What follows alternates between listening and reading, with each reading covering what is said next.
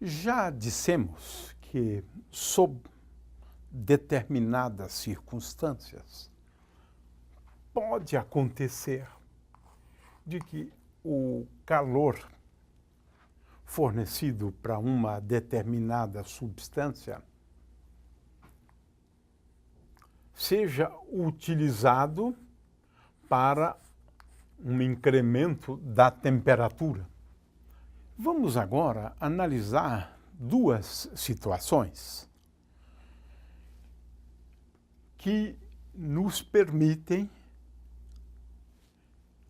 afirmar que esta relação pode acontecer, de que essa relação seja válida. Porque, de acordo com a primeira lei da termodinâmica, de que pode ser escrito de duas formas distintas, né? A primeira delas é dq é igual a dE dt mantido a volume constante vezes dt mais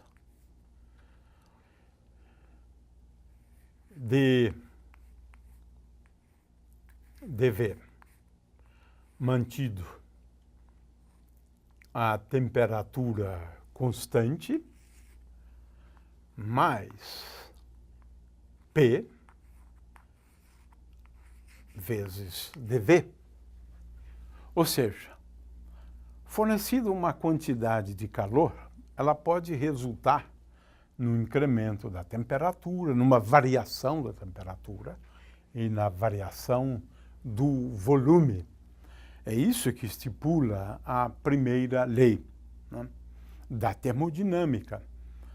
Fornecer calor, pode acontecer variação da temperatura e variação do volume, realizando o trabalho, por exemplo. Mas o certo é que não é só por conta da realização do trabalho, né? É por conta também da dependência da energia com respeito ao volume.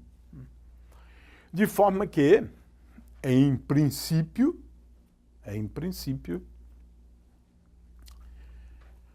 esse dq leva a uma variação da temperatura e uma variação do volume. Agora, vamos considerar um processo isovolumétrico no qual dV é igual a zero. Não há variação do volume, né? O volume da substância permanece fixo. Ora, se o volume permanece fixo, então, veja que dq é igual a C dt. Está ali, é isto. Se isso é igual a zero, dq é igual a C dt.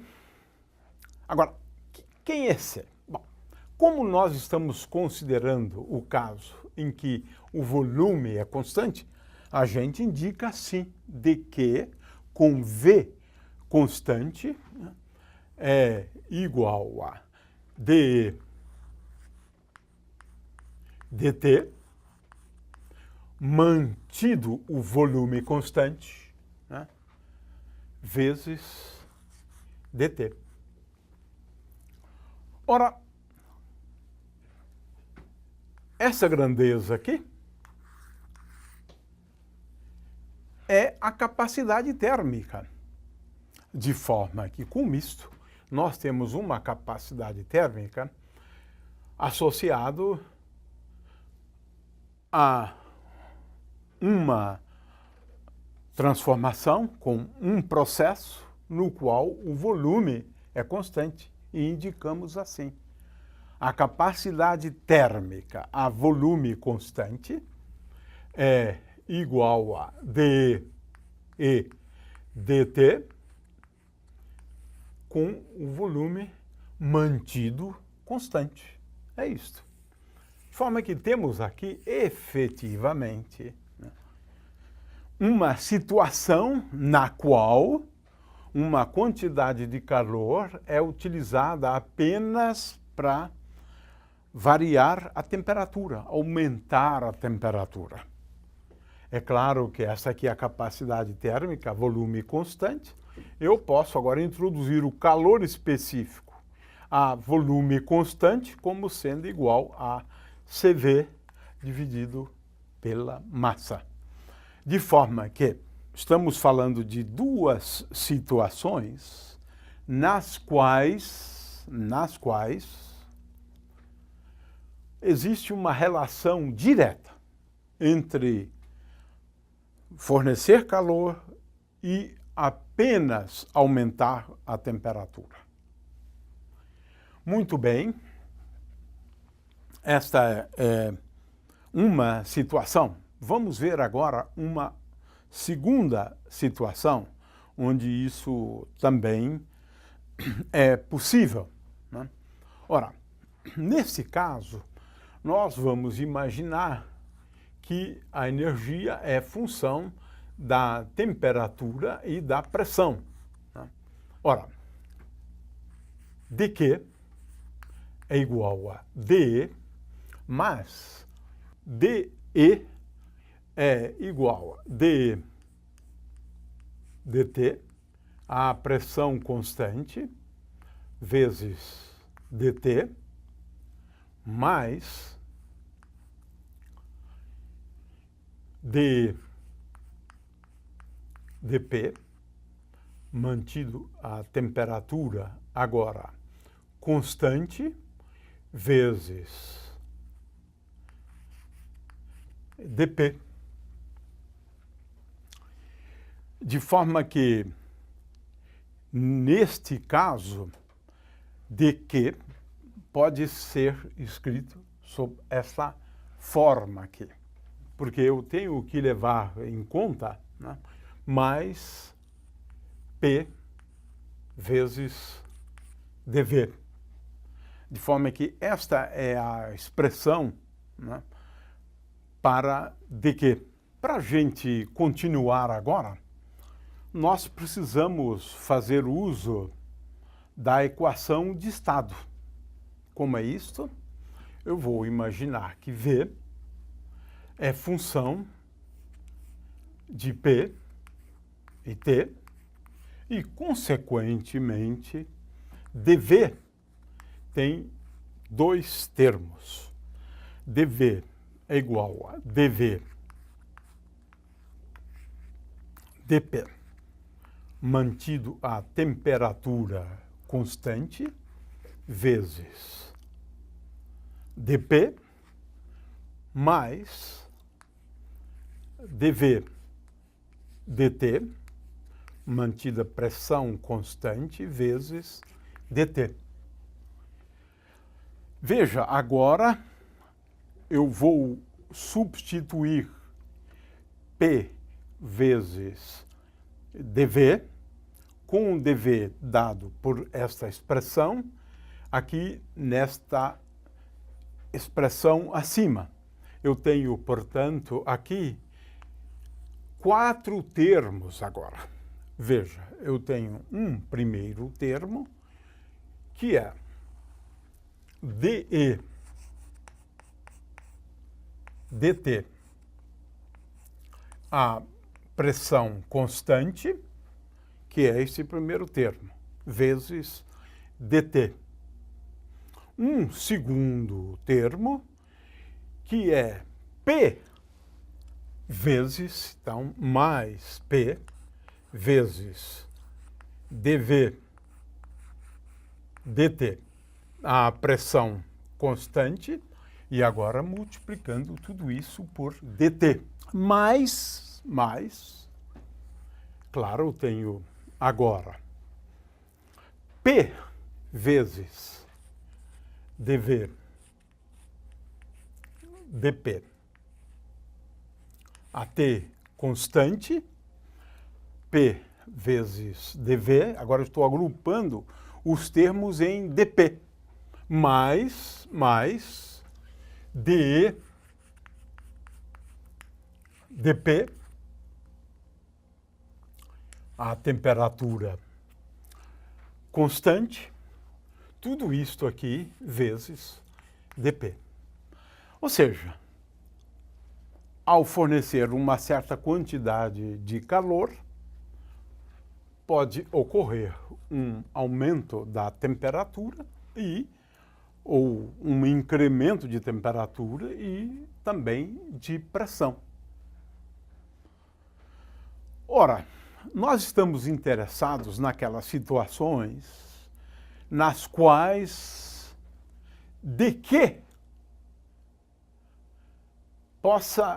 uma quantidade de calor possa ser utilizada apenas para aumentar a temperatura. Isso é possível, sim, desde que dP seja igual a zero. dP igual a zero. Agora, nós estamos, então, falando de um processo que ocorre a pressão constante, porque P é igual a P0. Ora, neste caso, nós nos referimos à capacidade térmica à pressão constante. Então, agora, esse dQ vai ser indicado com a letra P, né?